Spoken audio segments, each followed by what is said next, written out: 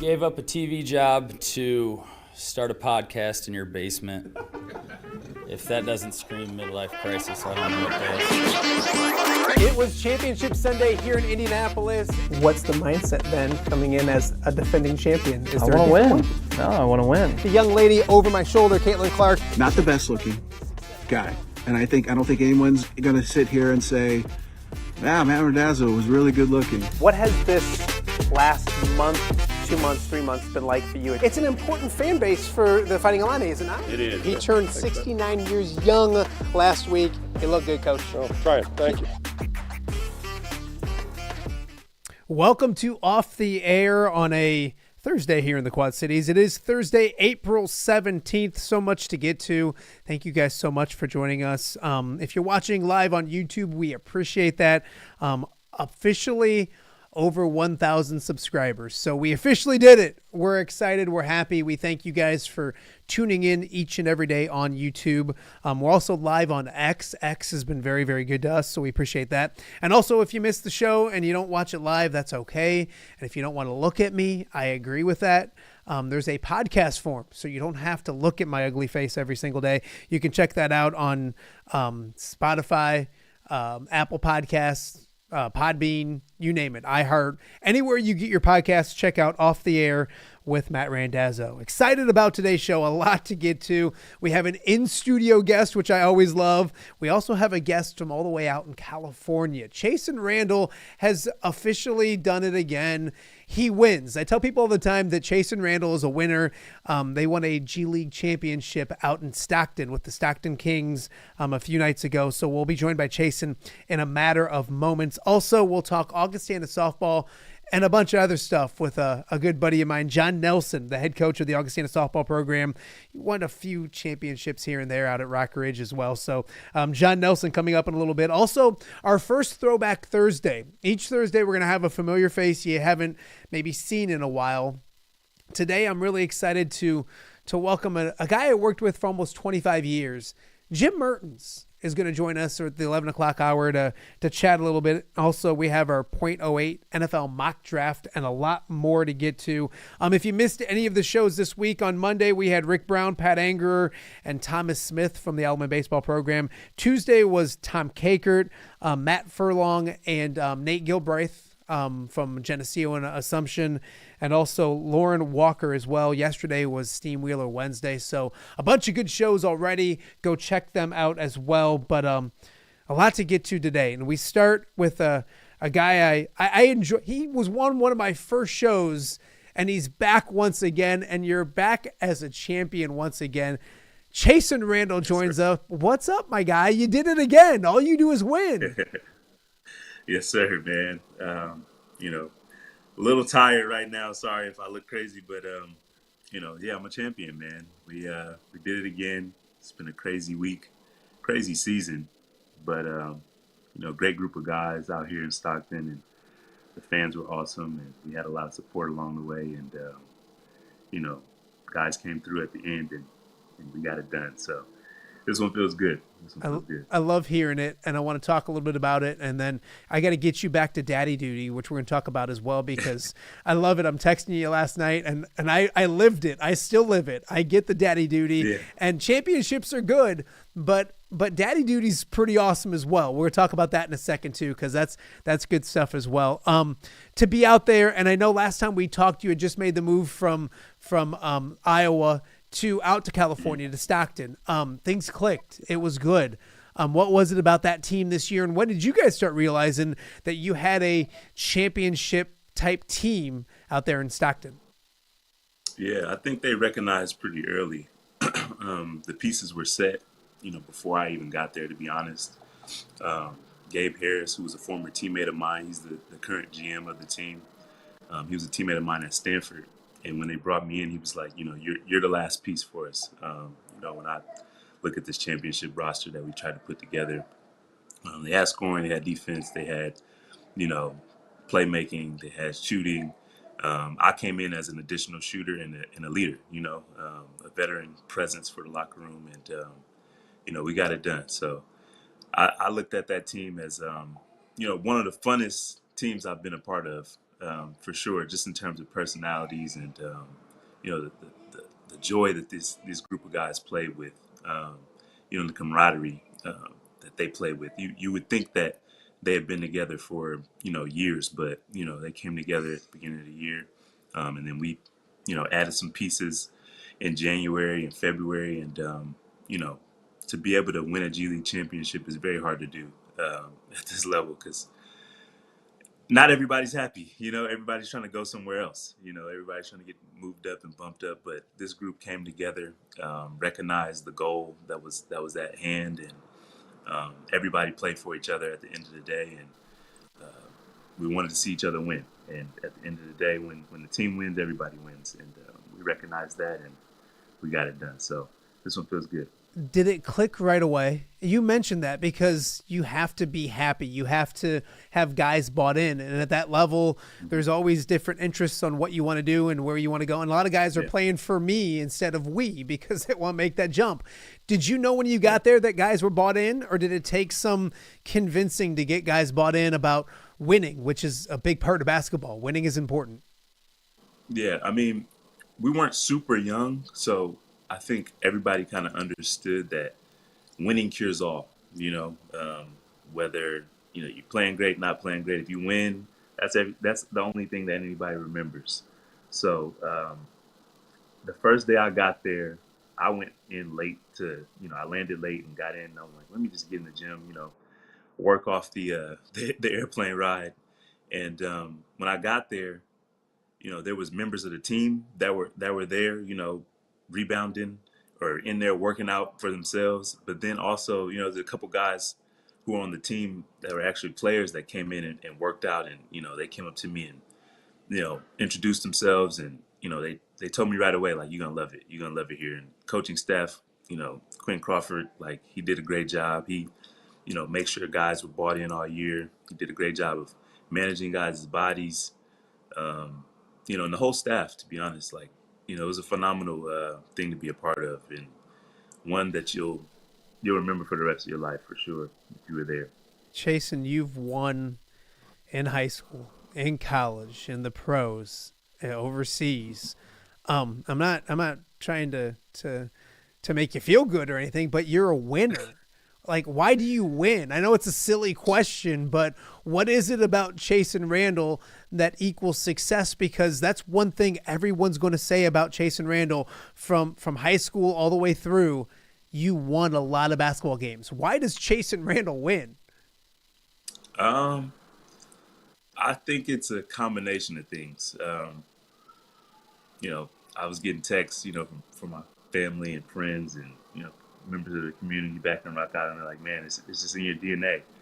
And when I think about that, it's like I grew up around, a community that's all they cared about was winning.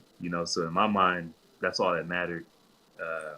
However you got to do it, it might be pretty, it might be ugly, but at the end of the day,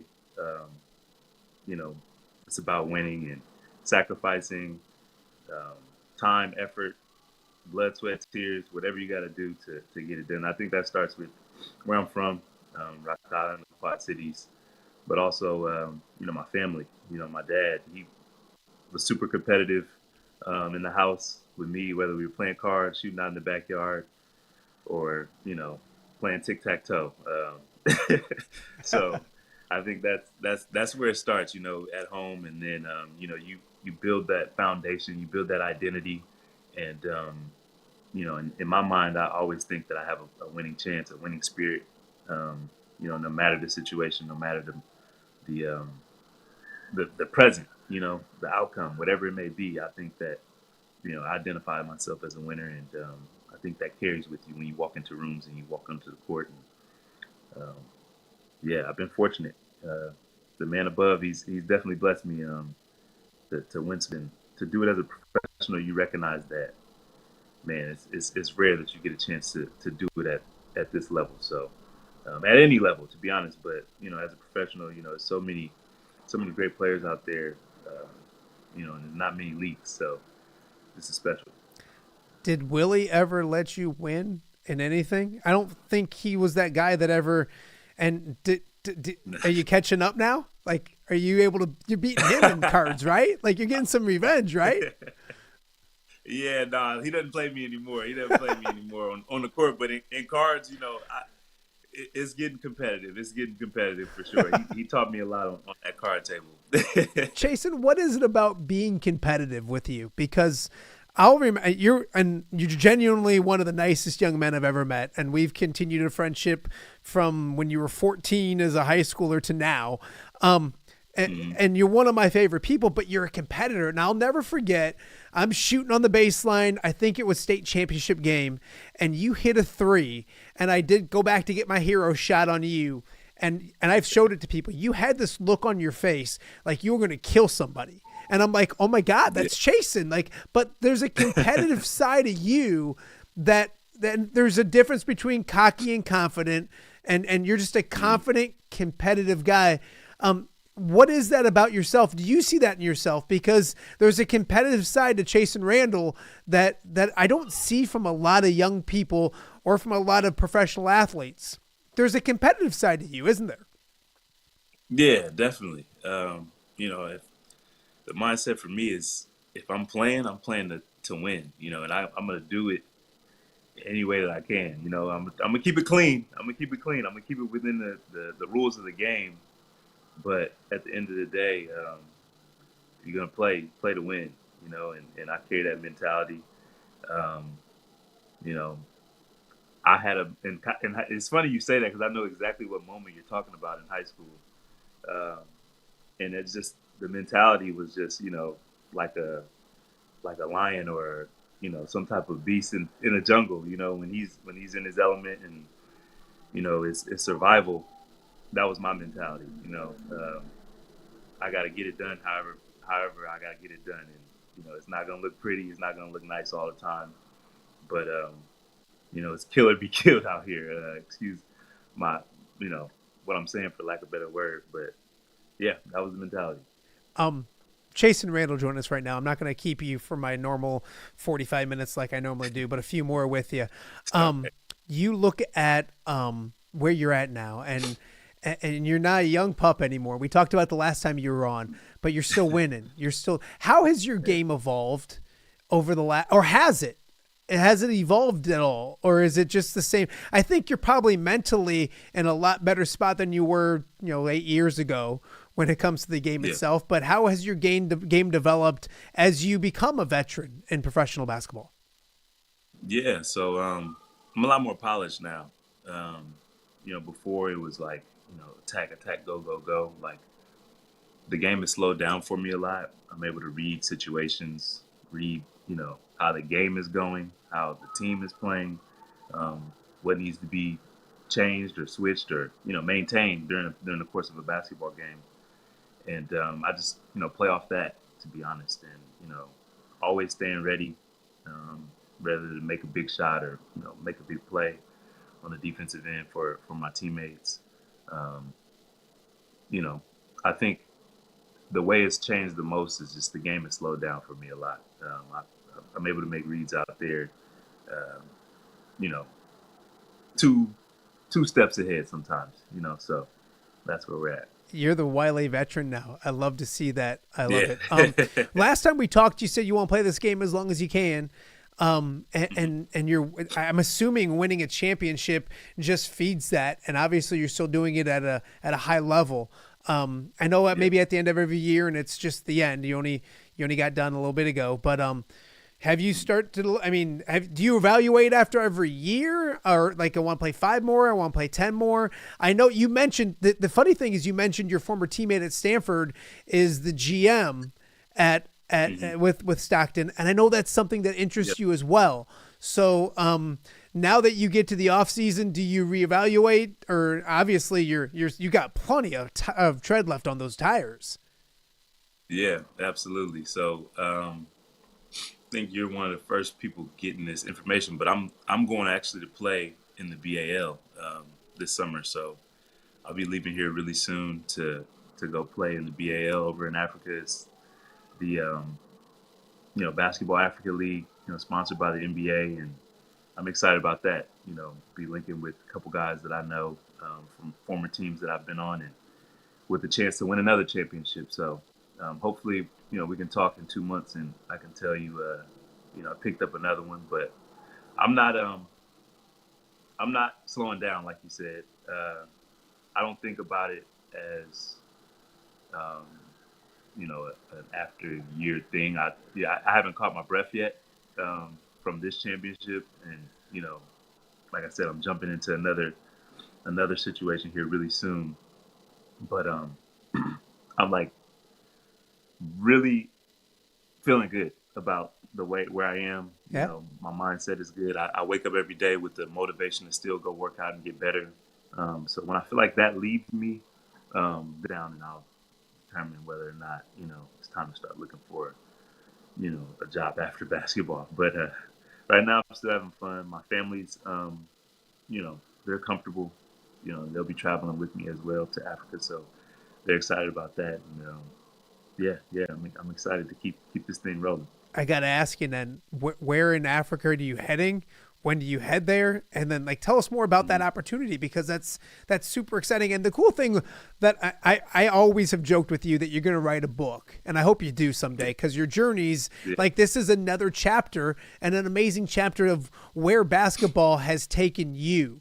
That this game has allowed you to now see more than ever before. So tell me about that. When do you go there? Where are you heading to? And some information about it. You got me with a bunch of questions now. All right. So the BAL is, like I said, the Basketball African League. It's sponsored by the NBA. They'll be starting their 5th season here really soon.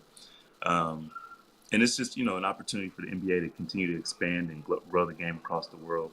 And they're bringing in guys from the NBA with NBA experience, G League experience, overseas experience, to come in and kind of, help push the talent forward, help push the league forward. And, I've been blessed to be a part of that this year. So really excited about it. I'll be playing in Rwanda, which is, I guess, in the city, Kigali. I'm hearing it's one of the cleanest places in Africa. People love it. The food's good. People are great. I hear it's beautiful. And I played on every continent except Antarctica in Africa. So I'm checking Africa off the list now. And if they put a basketball court in Antarctica, let's do it. That's my mentality, man. To keep, writing this story. It's been a blessing to be able to play the game all over the world. This game has been great to me. God has been great to me. And, being able to play this game at a high level, at a professional level in every single continent is something that I think is rare and special. And it's something that, I'll be able to take with me wherever I go with whatever I do after the game. And I'm really excited about this opportunity. Chasson Randle joining us. A few more. I want to talk about that family, because I'm a better basketball player than you. You don't know it. I don't know if you remember, but we had a promo shoot over at St. Ambrose. You probably don't remember it, but I said, hey, let's play one-on-one. And I told you to look one way and made a bucket. We were playing to 1. So I won the game. But I always thought that, like, and I still think I'm a pretty good dad. You're right there with me now. Talk about that family, because I love the fact that you're a dad. I know how much you love those kiddos. Give me some ages, give me the names, and then you got to catch up. Like, I got 4. Yeah. Don't let me beat you. Yeah, so I got 2 now. One is 2 months. Or no, one is 2 years, and the other is 6 months. So, you know, we were in the 2 under 2 phase for a little bit. That was a lot of fun. Boy and a girl, Rowan Rye. Rowan Randle and Rylan Randle. And yeah, they're a lot of fun. Like, my daughter's a happy, you know, jolly baby. She's always smiling, and she's got 2 little teeth coming in now. So she's smiling extra hard now. And then Rowan's just a ball of fire, man. He's a lot of energy, a lot of fun to be around. And yeah, it's a lot of fun being a dad. Like, honestly, I've grown a respect for fathers, you know, over the past couple of years since I had my son, and just recognizing the sacrifices, the time it takes, the patience it takes, you know, to be a father, and just a parent in general. Even, you know, watching my wife and how she's grown and the sacrifices she makes, and, you know, the beautiful job she's doing with our children. It's impressive to see, and couldn't be coming at a better time. And I think, you know, to be able to watch my son and be here, and he can watch me play basketball, and, you know, we can build memories together, and my daughter the same. It's special. Good job giving credit to the wife. That's very, very important. Is he getting active enough to ball in hand? Are you shooting? Oh, you know, absolutely. are you teaching fundamentals already? Listen, I'm not pressuring him to do anything he doesn't want to do. But that boy is he's a basketball junkie already, man. Like, we went to the Kings playing game yesterday, and they honored us during the game and stuff.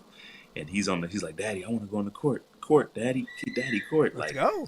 Like, all right, son. like one day you'll be there, you know. One day, just keep working. So, you know, and he's locking into the games. He wants to watch on TV. He wants to watch in person. And you know, we've got pictures and videos of him, you know, with the basketball. And he got a little hoop in his room, and he's, Daddy, shoot, Daddy, shoot. So, and he's got his defense chant going, and everything. So he's locked in. Yeah. I love it. Well, Chasson, you literally just got telling us you've played everywhere in the world, and you're a champion once again, and yet you still make time for that goofy unemployed guy back in the Quad Cities who started a podcast up in his loft to do this. And I can't thank you enough. Every time I bug you, every time we touch base, you're always so gracious. You're a good friend. Continued success, not just on the court, but love that family, love that wife of yours, love those kids, and keep doing big things. And we'll talk in 2 months with another championship. That sound okay? Yes, sir. Absolutely. I appreciate you, Matt. Awesome. That is Chasson Randle, now G League champion with the Stockton Kings once again. Rock Island standout, Stanford standout as well. We appreciate him taking the time. Busy time, getting ready to go to Africa now to start another season. Chasson plays basketball, and he wins at the game of basketball, which is a beautiful thing as well. We've reached our first time out. Up next, Augustana softball coach John Nelson is patiently sitting next to me, waiting to talk about softball and a bunch more. We'll be right back right here on Off the Air with Matt Randazzo.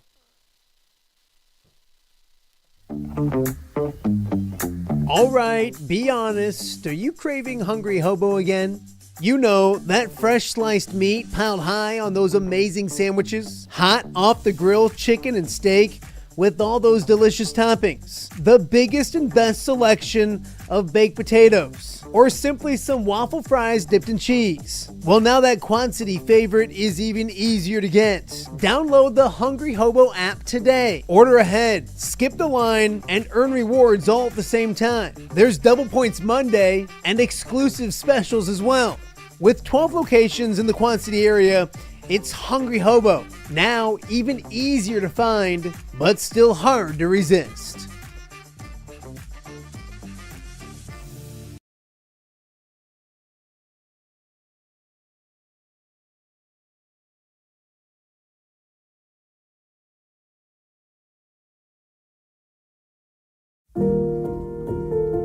Rafferty Funeral Home, dedicated to serving families in the Quad Cities since 2007. Hi, welcome. Yeah, come on in. An experienced staff plans each service to reflect the unique life and legacy of your loved one.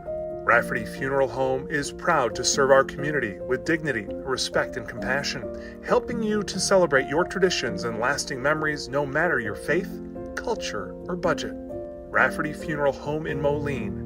Call today to discuss prearrangements.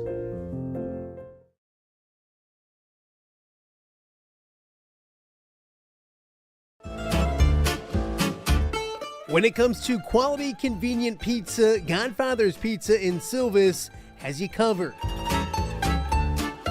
Featuring a beautiful dine-in area, delivery, and a carry-out window. Godfather's Pizza is that pizza you grew up with, not a convenience store. You see, at Godfather's Pizza, the dough is made fresh daily. That mozzarella cheese is shredded fresh and never frozen. And those toppings are abundantly piled high each and every time. Locally owned and operated since 2010, Godfather's is a huge supporter of local athletes right here in the Quad Cities. So come on by and check them out at 1211 Avenue of the Cities in Silvis. Order online at godfathers.com and reunite with that same delicious pizza you grew up with.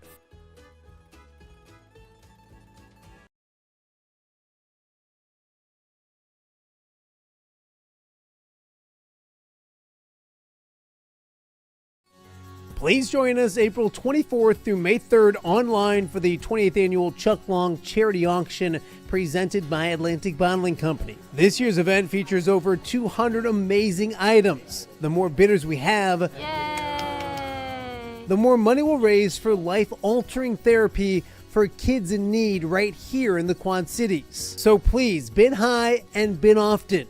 Brought to you by these sponsors.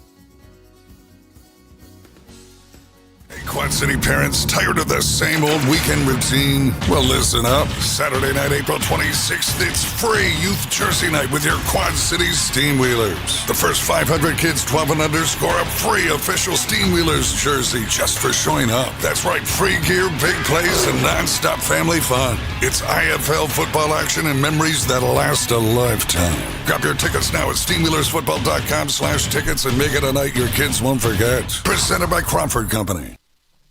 Welcome back to Off the Air with Matt Randazzo here on a Thursday in the Quad Cities. Thanks again to Chasson Randle for taking the time to chat with us after a G League championship. And championships aren't easy. So winning them at any level, especially the professional level, is very cool. And also a little breaking news. Chasson heading over to Africa to start a new season, another 2-month season. Hopefully he can win yet another championship over in the BAL,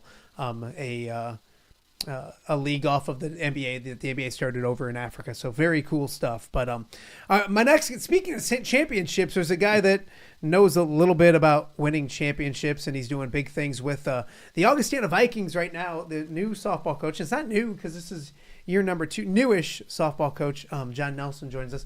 Thank you so much for coming out. You're okay coming out this way. You're not going to complain. You're out from this area. Yeah, absolutely. Thanks for having me, Conan. Exactly right. Hey, this is awesome. This is quite the setup, dude. It's not too bad. Good job. Yeah. When I got out of the car, I expected one of your staff to come out and help me in with an umbrella, but no such luck. I feel bad because you've kind of seen I love to talk, and then I'm sitting here oh gosh, I got to get I'm sending another link to this person, and Chasson, is he going to be there? So I do need more help. I'm gonna make sure my freshman, when he gets to the summer, he's going to be doing things behind the scenes for us as well. He's going to intern for you? Yeah, but well, hey, before we get started, I brought you a gift, man.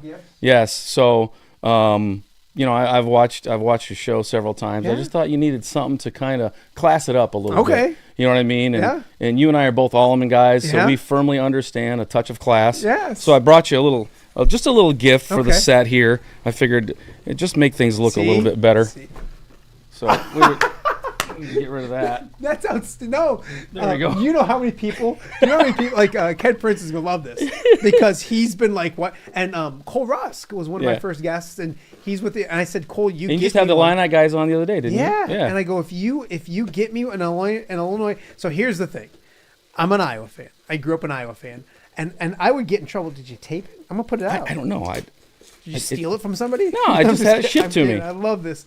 I said to him, he goes, I don't like the helmets. I said, well, so anyways, I'm an Iowa fan, but like growing up, like there's like 12-year-old Illini fan or Iowa fans, and then there's like grown up Iowa fans. Yeah. So as a 12-year-old Iowa fan, I hated Illinois. Right. And now I don't. Like there's good kids down there and all that kind of stuff. Am I still an Iowa fan? Here, I'm gonna do this. There you go. That's the pickup stuff. But we're going to get this out there, of course. There now, you go. I don't know if we're going to take the Iowa one away. All right. This fine. isn't going to isn't going to do me. So like there's people that listen to Tom Kakert's podcast that think I'm an Illinois fan.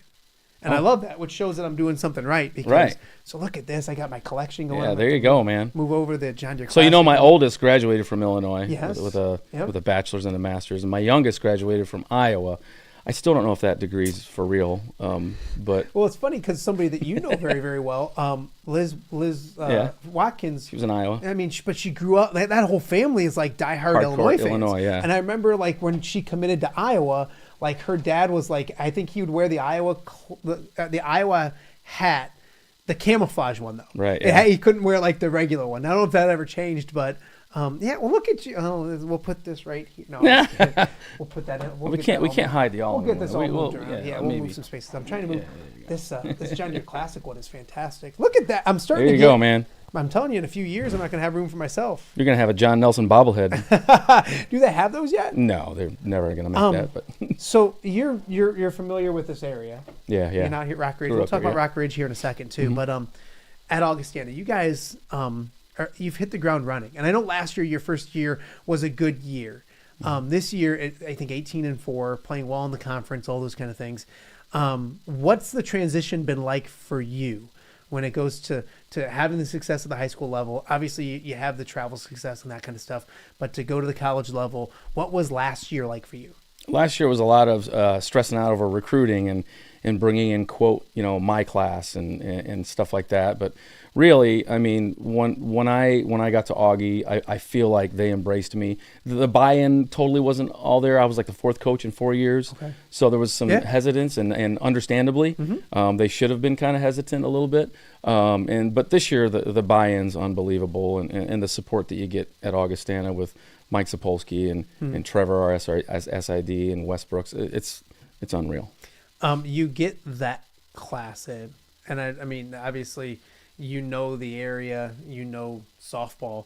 What was it like to hit the ground running, have success with some players that were still there, but then get your own girls in as well and kind of combine the two? Yeah, I mean, realistic, I feel, especially this year, I feel like they're all 28, 29 if you count our manager. They're all like my girls. Yeah.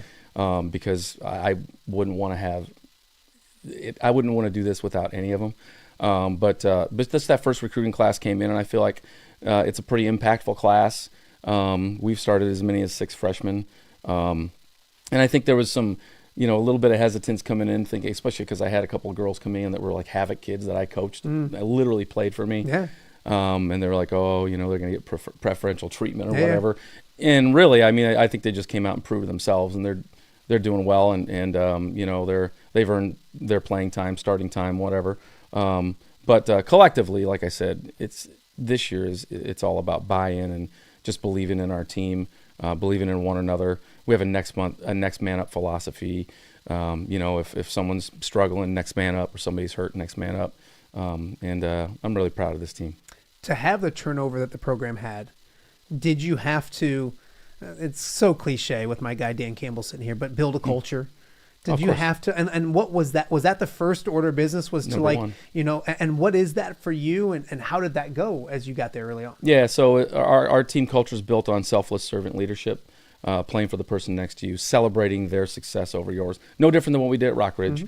Matter of fact, our binder that we use was my Rock Ridge binder. Yeah. I mean, I'm not coaching our college team like I coached a high school team. I was coaching my high school team how I was going to coach a college team, and prepare them. But it's a lot of that. It's a lot of max effort every single day, 1% better every day. We have to have goals. We just did. So we released depth charts a couple times during the season, and the kids give me their input on their depth chart, and we just did that this week. So they all kind of know who's pushing one another, but they know that they're doing it. And same thing with me. I'm pushing them. I'm going to get after them. We're all going to hold each other accountable. but we're doing it from a place of love. And I just feel like that helps build that championship culture. Yeah, no, absolutely. To see, and you had some success last year too, but to see the success this year, the record this year, did you expect it this year? Are you on John's pace of where you want to be? Mm-hmm. I know sometimes like you want to put cart ahead of horse, but did you expect to be this good this quickly? I knew that at how we ended the season last year, we finished second in the conference during the league, third in the tournament. And I just knew that at our exit meetings, the people coming back weren't satisfied, and they all had really good summer workout plans. The goals that they set were real, so I had an idea that we would come out and kind of put some teams on alert. I mean, when we started our season with a win over a top 25 team, our first game out of the season, and then we just beat another top 25 team who I think in one poll they're 12th in the country. Yeah. Right now. So, we know we can hang with the best of them if we play our game and just grind and get after it. What is our game? Because I think I could probably bullet point some things covering you for as long as I have of things that you want to do and the aggressive style, aggressive base running, all those kind of things. But what is our game if you're Augustana? Yeah, so our game is having a really good approach at the plate, thinking yes, yes, yes on every pitch. Dialing up a great swing on balls that we can hit line drives with, and understanding that when we get to two strikes, that might change a little bit. Same thing, aggressive base running. If they're going to give us an extra base, we're going to take it. Sometimes we score, with the long ball. Sometimes we're able to score with the small ball, but we have to do both. And then, of course, I mean, if you can stop a team from scoring, that's big. So our pitching staff is really good. And I feel like our defense this year has been fantastic too. So just play clean on the defensive side. And then my philosophy always has been, if you give me 1 run an inning and we score 7 runs and lose, something's wrong. Yeah. Right? Just give me 1 run an inning. So get them on, get them over, get them in. It's funny because like it's not like some crazy secret. No. And it's not like you're reinventing a wheel. It's just playing the game the way it's supposed to be played, and good things happen. Like Jimmy Garrett says, play hard, play right, and do the little things. Yeah. And that's we've taken that with us. That's the first person who's quoted Jimmy Garrett on my show. Congratulations. Well, trust me, I got a lot of Jimmy Garrettisms. John Nelson joining us, head coach of the Augustana softball program. You look at this team and this area especially, and there's a lot of girls from this area that are playing for you now, and there's more coming. Mm-hmm. Was that just a no-brainer for you when you got there saying, like, and I know that Jordan Delp tries to do it with the basketball program as well, and Coach Wallace does it with the baseball program. I mean, this area, you've grown up here, you know what it's like here. Is that something you want to make sure you did? Absolutely. First and foremost, this is a hotbed for fast pitch softball. It really is. There's so much great talent here. And when I came into the program, there was 1 Moline girl, and that was it. We didn't have any. Wow. We had Jenica Solas. Although we did have a Kiwanee girl, Mackenzie Stantz, right now, who I think in the country is 8th in doubles per game. Oh, wow. So that was kind of it, And when I first got here, we had 2 transfers. Tegan Nees from Sherrard. She was down at Ole Miss. She came up. And then Michaela Hofer, who played for me at Rock Ridge, was at Cornell. She transferred in right away, so that was good. And then, of course, in this class, this freshman class, Lexi Duke from Riverdale and Elena Diaz from Moline are a couple of other locals that we have in. But, we hit the Chicago suburbs. We have a player on our team from Las Vegas. We have one from Texas, some Indiana girls, so a lot of the Chicago suburb kids. So we're kind of all over the place, but man, we'll take them. There's a foundation here, which is cool too. Because that's the thing is you have to get out and about and get from other places. But if you can build a foundation from here, girls keep wanting to play for you. Like you talked about some of them playing Havoc, playing Rock Ridge. Mm-hmm. Why? Do they know you? Have they figured it out yet? No, yeah, a little bit, but just as many girls as I attract, I'm sure there's just as many as I run away. Because my coaching style isn't for everybody. Yeah. They're just kids that they like to have that number one fun culture. We try and make it everyday fun. Oh, yeah. They know that I hate losing more than I love winning. Yeah. And the only time you ever see me get owly is if we win a game, okay, it's great. If we lose, it's it's tough. Yeah. You know what I mean?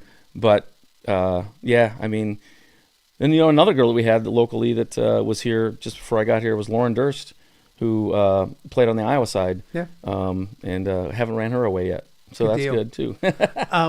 I want to talk about your Rock Ridge days as well, because so many great memories from there. And I know you still watch and you still make sure, I mean, you keep one eye over what's going on there. Those years, I don't think, and I covered the area for 25 years. And if you said to me, hey, start talking about like some teams or some dynasties, I know people don't love that word, but Rock Ridge softball's right there. Did you know while it was happening what you guys were accomplishing?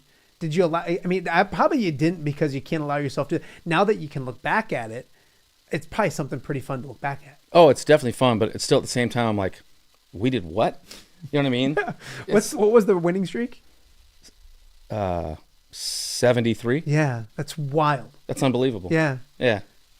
What was it about? I mean, was it a perfect storm of talent with a community that embraces the heck out of it, with not just your own? I mean, you were just one of the coaches that you were blessed to have some really good coaches with you doing good things. Was it just a perfect storm? It was a collaboration of everything. I mean, I had an unbelievable coaching staff that made me look good, but really it was all their ideas. It was, just like too many to name. Yeah. But all their ideas, and it was the perfect storm. It was a collaboration of a great 10-year run of unbelievable talent that was there at the same time, awesome administration, and Friends of Rock Ridge softball was incredible. They bought into how we wanted to build the program when I got there, and just all of the ideas that I had as far as what we wanted to do with the facility, what we wanted to do with the camp, or uniform, anything, social media. We wanted to do it all.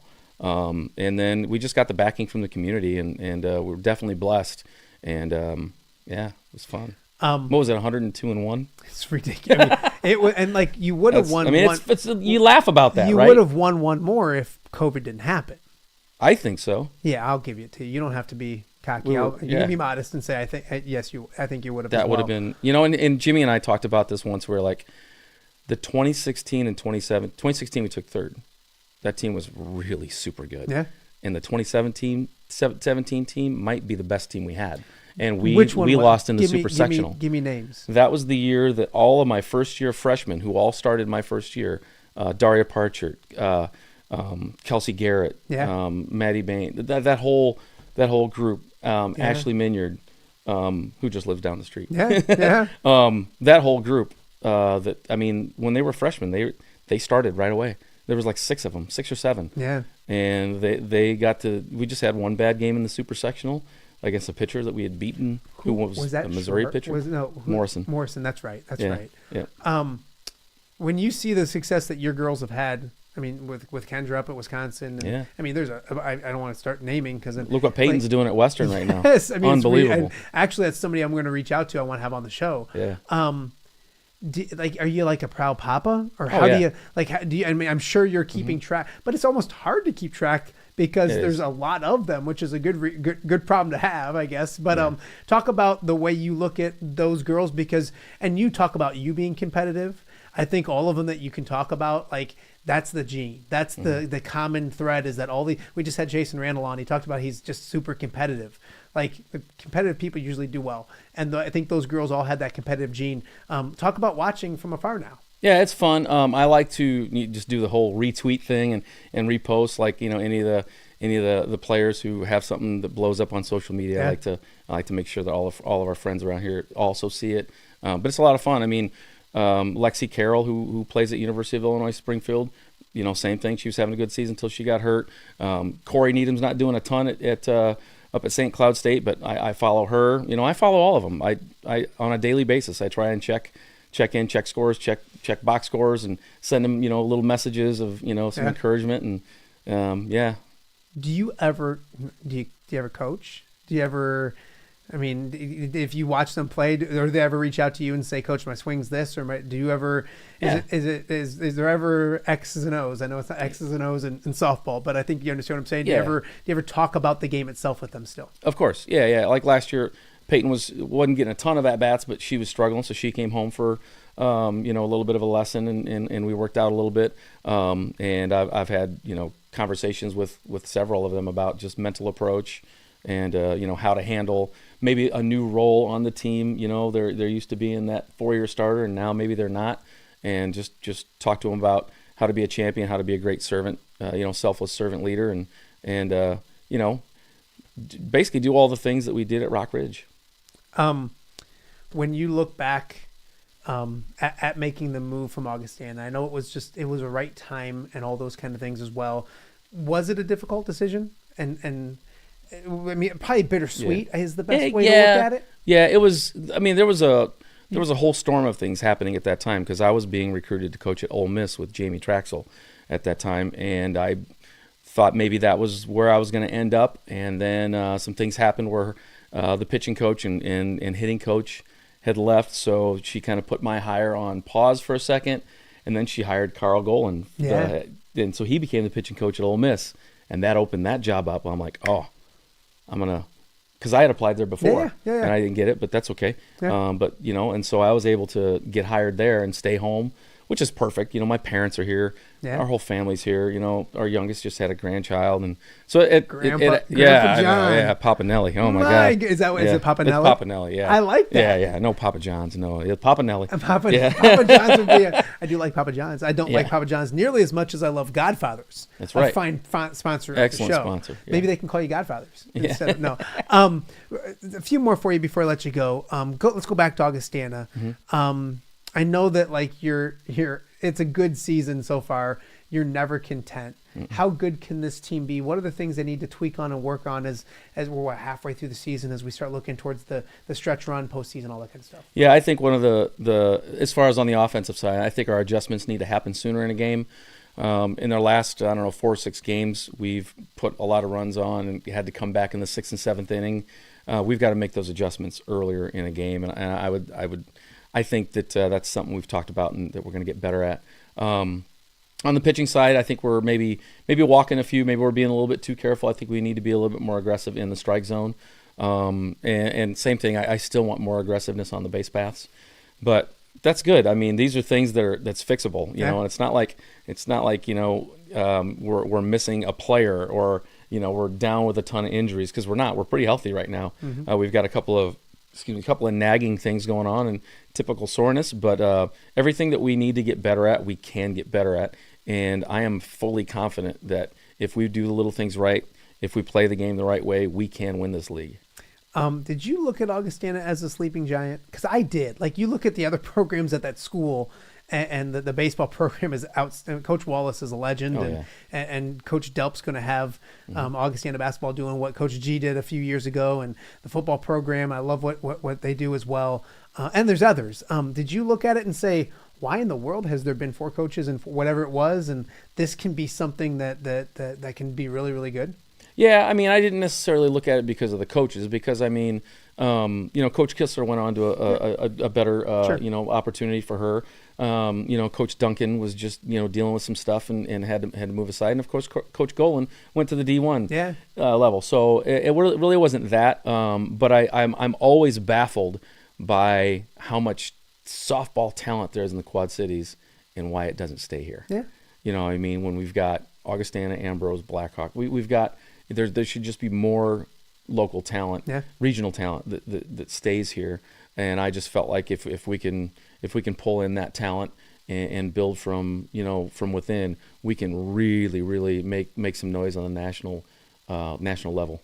Last one for you, because one of your best, you're a good softball coach, great softball coach. Your best talent. You know what your best talent is, in my opinion? Anytime we got Coach Having John, fun. Anytime we got Coach John to get emotional. Oh yeah. What would you do? I'd start swearing, so you'd have to cut. He would start, because we're recording it and he knows we can't put certain things. And so if we ever got him close to showing emotion, just to make sure we couldn't show it, you just start swearing left and right. Start cussing everybody out. That's well done. Huff and I still laugh at this day about that. You don't you're an emotional guy. Oh yeah. You just didn't want anybody to see it. Yeah. I definitely, I feel everything I do. and I care about everything. So I do get a little teary-eyed every now and then, misty-eyed, and I used to call it sweaty eyes. But it is what it is, and it doesn't need to go on TV. Well, what you don't know is we're on YouTube, and Corey kept all those. So without further ado, no, I'm just kidding. No, I don't have. I wouldn't put it past you guys. I would bet that Corey, and he usually watches Bless His Heart. He would be able, not that we're going to show everything, but there's been times that he's like, hey, remember this? And he shows it to me. So, yeah, we keep the things that we can't show all the time. Not just you, but a lot of different things as well. So that's awesome. I appreciate you coming out here and do this. I do appreciate this. Yeah. It's because like and now I don't have to take her. And the Alman one was just, I didn't play Alman football, but I don't know why I had it. My kid, Charlie doesn't. Maybe some of them will, but that's all right. Coach Schmalbach likes the fact that it's up there too. So got to represent my Lions as well. So best of luck. Keep doing this. Keep winning. Yeah, and then when you keep winning, we'll have you out again. Sounds you know good. where the house is at again. So perfect. And you're out here. So John Nelson, head softball coach at Augustana College. Go check out the Vikings too. When are you guys back home again? We are back home next week. We are away this week at Elmhurst and also North Central. And then next week we travel to Monmouth. But I believe we have, I can't think who it is. North Park, I think, is the following week here. So I'll mention on the show. Get out there. I mean, that's the beauty part about what we have around the area, high school wise and college wise. Like, I think when I retire, I don't think there's going to be a night that I'm not just going to check out something because there's such great athletics around our area. So go check out Augustana softball. They're exciting. They run around the bases like crazy. Sometimes you're like, oh my God, what is John doing? But they keep winning games. So I appreciate you, my friend. Thank you. All right. We got a lot more to get to. Coming up, we're starting a new thing. It's called Throwback Thursday. Well, it's not a new thing because people do Throwback Thursdays all the time. But we're going to do this every Thursday, and we're going to bring back somebody you may have recognized from the past and chat with them, get you caught up with all that kind of stuff. And today's guest is the one and only Jim Mertens. He was so mean to me back in the day. No, he wasn't. We're going to talk with Jim Mertens. And then we also have our .08 mock draft coming up in hour number 2 as well with T-Roy. A lot more to get to. You're watching a busy Off the Air on a Thursday right here in the Quad Cities.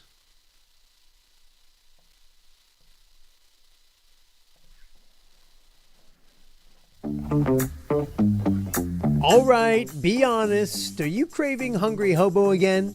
You know, that fresh sliced meat piled high on those amazing sandwiches, hot off the grill chicken and steak with all those delicious toppings, the biggest and best selection of baked potatoes, or simply some waffle fries dipped in cheese. Well, now that Quad City favorite is even easier to get. Download the Hungry Hobo app today. Order ahead, skip the line, and earn rewards all at the same time. There's Double Points Monday and exclusive specials as well.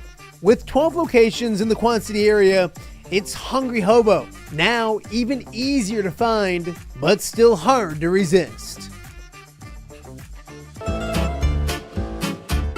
When it comes to quality, convenient pizza, Godfather's Pizza in Silvis has you covered.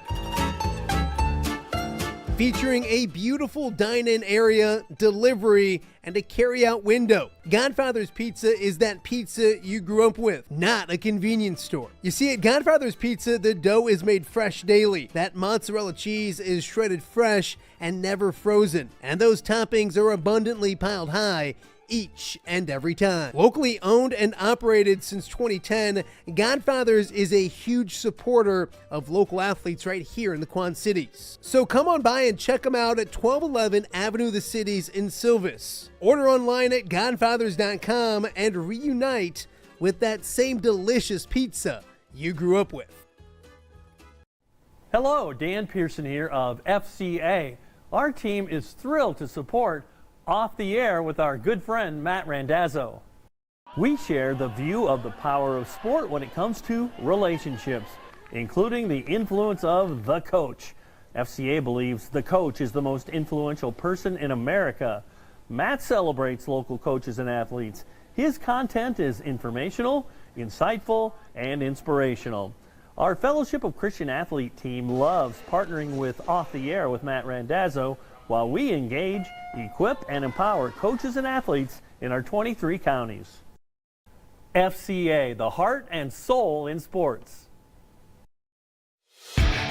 View from the West. the podcast covering Illinois high school football. It's going to be a hard-hitting game. It's going to be great football. Weekly analysis and reaction from around the western side of the state of Illinois. This is the game we had circled when the year started. Follow along on YouTube and subscribe wherever you listen to podcasts. It's big-time football out there tonight, and I know we can play big-time football. You from the West. We got you covered.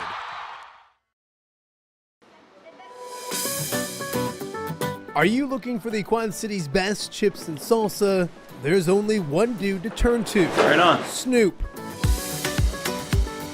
Hand-cut chips, fried fresh with that crunch you've come to love.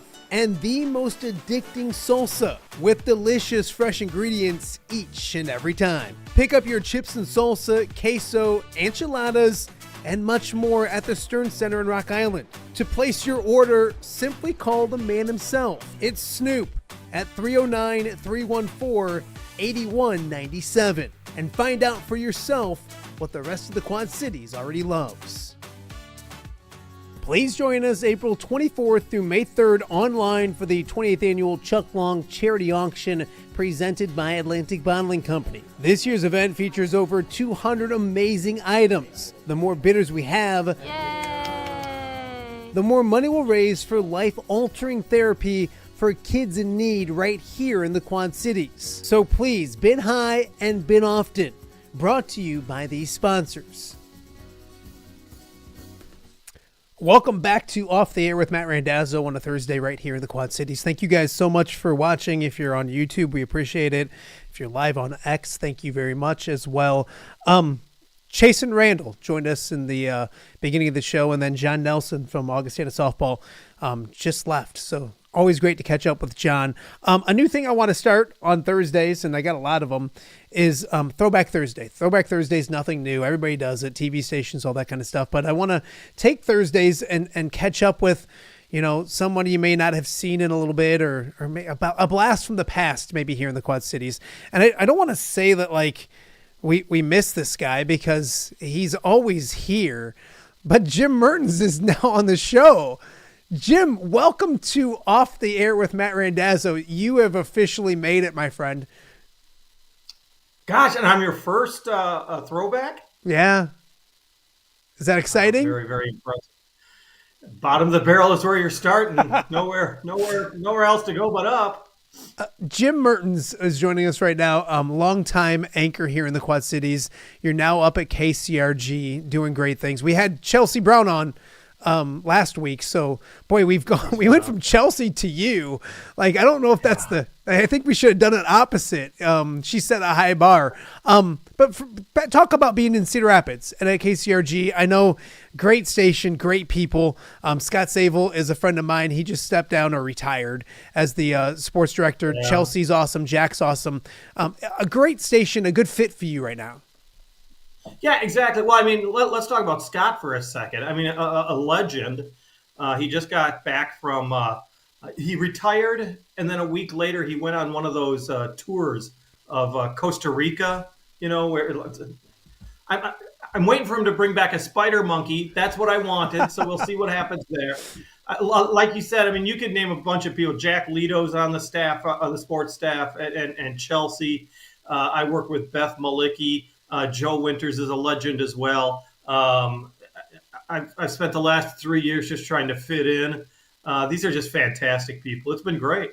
How many years were you here in the Quad Cities? And let me tell the viewers that don't know, but when I started, probably 2000 as an intern, I would work on floor crew, and I loved the 630s with Jim Mertens. Work is relative. I couldn't get enough of it. They would ask me to go shoot sports and do things, and I'd say, no, I don't want to, because I want to stay and floor direct the Jim Mertens show. But floor direct, is that what your title was? You sat behind a camera, you sat on a stool, and you left halfway through the newscast in order to go shoot football or basketball. And you always were so nice about it. You never gave me a hard time. Get the history right, my friend. Get the history right. How long were you at WQAD? Because I thought 25 years was okay, but you were what? Well, I started in 95. So I was 27 years. That's outstanding. Obviously the Quad City's super, super special to you. I know you're still here all the time. I'm going to get lunch with Wheezy or whatever. And he's like, Mertens is here. Yeah. What is it about this area that you loved? Well, I'm still doing public television. So, I mean, in November, that'll be 15 years of doing a program on WQPT. You know, it's just the Cedar Rapids is just a market over. I mean, if you live in a big city, an hour 20 is a very small commute. You know, so it's one of those things where I professionally have moved to Cedar Rapids, but I have 27 years of friendships still in the Quad Cities, and it's just so nearby. And most people outside of work have shunned me in Cedar Rapids, so I need that friendship that I had actually built over the years. I'm just shocked you still have friends here. That's impressive. After 27 years. Well said. I figured you'd. What were some of the favorite things that you did? To be your first guest in this throwback. Really. What were some of feel warm. When you look at the Quad Cities and what you got to? I know the John Deere Classic, something you were a part of a ton with, the morning breakfast, all those kind of things. What are some of the things that you look fondly back at the Quad Cities that you got to do during your time here? There's a ton of them, so you got to pick a couple. Actually, it's the people. I mean, I did 9 years of the morning show, you know, and that was getting up at 1 a.m. And it sounds horrible, but you remember Julie Sisk, and we had a guy by the name of James Zahara, and we were together for the longest time. And then Anthony Peoples was on, and Eric Sorensen, of course, did weather, but it was always Julie and me.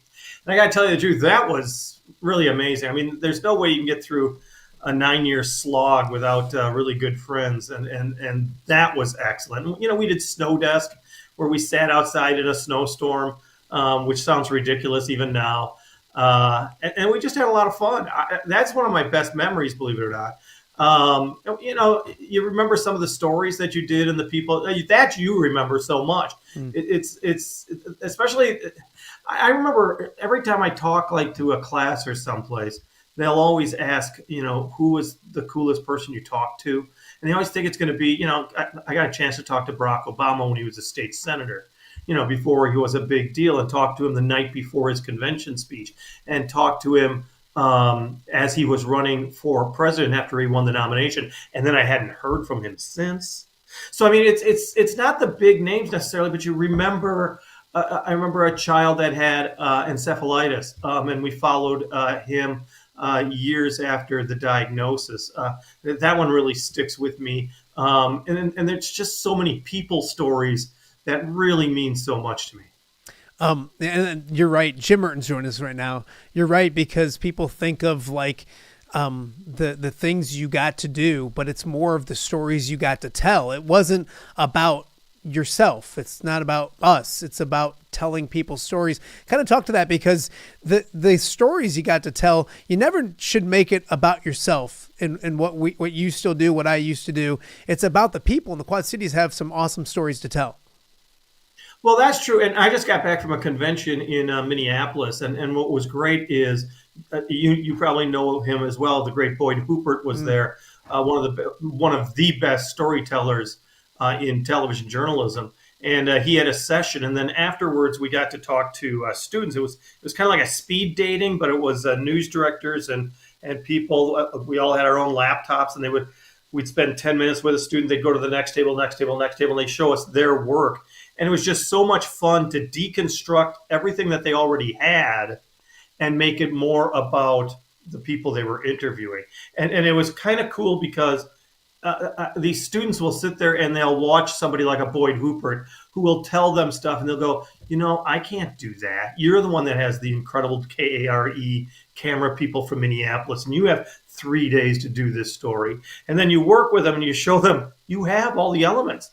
Just construct it so that it tells their story. Yeah. And this light bulb went on over and over again. I was just sitting there going, that is a great part of this job. I mean, to be able to, at this point, pass on knowledge, or even knowledge that they got elsewhere, but to make them able to use it is so rewarding. It was one of the best weekends I've had in a long time. I want to talk to you about the John Deere Classic, because when I started, you were the co-host of the 19th hole, and I watched you and Dan Burrich make TV magic together while screaming sometimes at each other ever so often. And Jose and all those guys.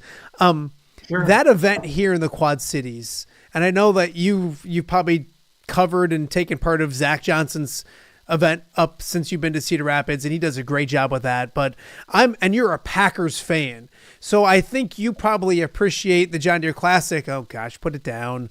Here you go. Hold on. I got one of those for you just in case. I'll answer that with a lion. So, what is it? All right. And my Hawkeye. Okay, we can do this all day.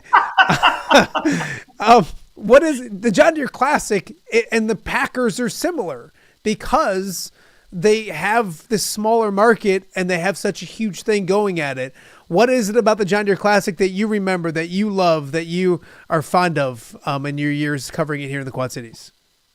My first year, I was the shuttle boy and got batteries to all the photographers over at Oakwood. Oh, wow. That was, that was a couple of years ago. Yeah. I remember, I was somewhat, do you remember Oakwood? You had this muddy parking lot that people would park in. And I remember we were there with I can't remember who the camera person was. And we were just going to get a battery, and he had his camera, and I was just going with him to the car. And John Daly's, getting out of his car, and he's grabbing his clubs in the trunk, and he slams the dust. Mr. Daly, will you talk to us? I said, the only thing I could think of was that his putting wasn't doing so well. And he said, oh, my putting's been great. It's been great. It's like, oh my God, I just insulted John Daly at Oakwood. And then to be on what was it? I think it was the 10th. Because I think they played the back nine first, and it was Tiger Woods when he was there. In his first round, and I just remember him grabbing, what was the wood he would grab? Was it a 4 or a 7 wood instead of a chipper? Yeah. Remember that? Yeah. And Unreal. He did that on the 10th green. It was like, who is this kid? Yeah. And obviously he was a phenom then, but then he became the amazing Tiger Woods later. But it started at Oakwood. That was kind of cool. Yeah. No, it's the reason you don't remember the camera guy's name is because Jim never knows his photographer's names. He doesn't learn names. He doesn't. It's Scott Weiss is his name. I know you have never named him, never learned it, but never heard of him. Never heard of him. When you look at, I want to talk to you about some sports because it's kind of a sports podcast. You love your Packers, you love your Wisconsin Badgers, and you wore that here when you came to the Quad Cities. You didn't sell out and become a Bears fan or anything crazy like that. And I love the banter that you and Zara Hara would have, especially on the 6:30 and then in the morning because of that rivalry. Didn't you guys do a half-hour special from a Bears Packers Monday night game? I wasn't invited to take part of it, but I remember it was really good. Well, you might have been a photographer then, and that's why I don't quite remember your participation. Well played. But that happened, right? Yeah, we were live for the, the rededication of Soldier Field right after the construction of Soldier Field. And the first game was a Monday night football game against the Packers. And we had, it's the, I don't know my expressways very well. I think it's the Dan Ryan that goes right up against Soldier Field. It's right there where somebody's going to correct me immediately. But it's the expressway that's right next to Soldier Field. And we actually had, I think, 3 folding chairs and like a desk that we wanted to use. And we were stuck in traffic. And in the middle of this expressway during rush hour, we've got a van and we're just pile driving this stuff out while we're stuck in traffic and these people are watching us and throwing it over the fence and trying to get to Lambeau, trying to get to Soldier Field parking lot. And we were there. And we broadcasted. People, Bears fans, were just all coming inside the stadium right past us. And we did, was it an hour? Because ABC was broadcasting it. So I think we did an Monday hour. Night Football. Yeah, because Monday Night Football then started at 8 p.m. And we did our 6:30 newscast. And then we did from 7 until 8. And I got to go with Mike Mudd, photographer Mike Mudd, and I went to Green Bay and we found the only Bears bar in Green Bay. And it was just, we got to tell stories. It was fantastic. I mean, how much fun is that to find the only Bears bar in Green Bay? That was incredible. That was a lot of fun. It was fun, and that's the stuff, Jim, that people will talk about me not doing it anymore, and the newsrooms aren't the same as they used to. I don't know if you knew that, but those were the fun. The golf trailers aren't the same as they used to, unfortunately. But that's kind of the fun of it. Go ahead. Well, like I'm gonna predict what you're gonna say. I mean, there were days that you worked really, really hard. You didn't eat, and it was blood, sweat, and a lot of tears and swear words. And but still, those are the memories. Those were the broadcasts that were. Yeah. I mean, Johnny Marks was there. He gave us. I'm sorry to hear that. The great Johnny Marks. I love that man so much. And it was just so much fun. It was just a great, great time. Yeah. I got to ask you about one memory, and then we're going to play word association. I got things I want to talk to you about, but my Jim Mertens story, I got a lot of them, but one of them was after a John Deere Classic, we would like to, and when it was all said and done, like on Sunday night, we would go to Steve's. Oh, I know the story. And watch the show again, I think. Yeah. And we were there and watch it like live. Yeah, and somebody, because we would record it live and then we'd re-air it, and someone forgot to put an entire segment in the show, so it didn't run. And I wasn't paying attention, and Jim's like probably on top of a bar stool and just yelling, "You're not running the segment." Things happen in this business that sometimes are out of our control, isn't it? Well, you know what happened? I don't think anybody really cares that much, but we thought it was a 4-segment program, and they sold commercials that made it 3 segments. So the poor person who was running the show back at the station had to make a decision and cut out an entire segment because they had no other choice. But that was the problem, and I think it's your fault because you didn't look at. No, it's probably mine because it's always my somehow fault. It was always a 4-segment program, and they made it a 3-segment that day. So yeah, I was screaming from a bar stool. What's your point? That was one of thousands of times I've seen you scream from a bar stool. That's just the one. That's my favorite one. The other ones were called every Thursday. No, I'm just kidding. Okay. Word name association. I'm going to give you a name and you're going to give me the first word that comes to your mind. James Zahara.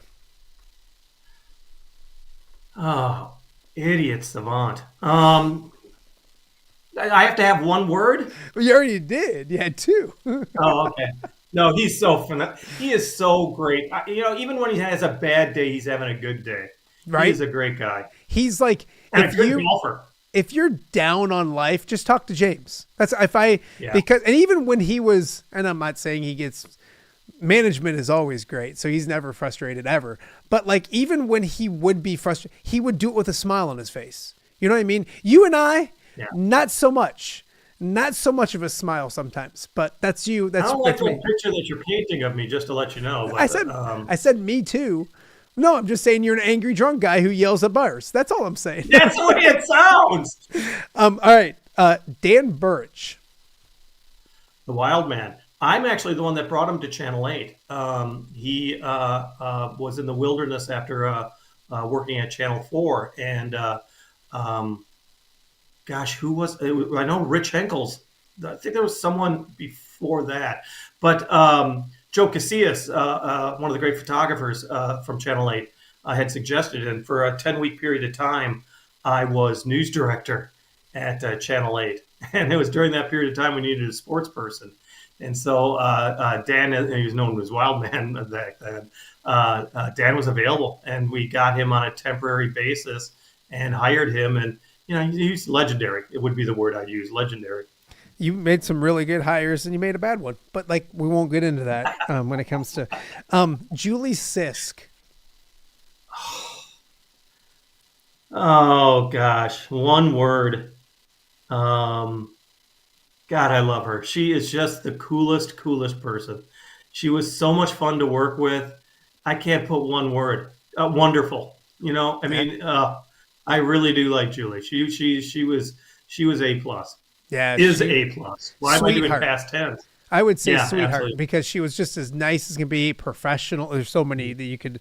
Well, it's kind of funny because you meet so many of these people when they're kind of young, and now you think of her as a mom. Yeah, it's like, and you. I mean, when you started, you were just a snot-nosed kid, and now you got what, 54 kids?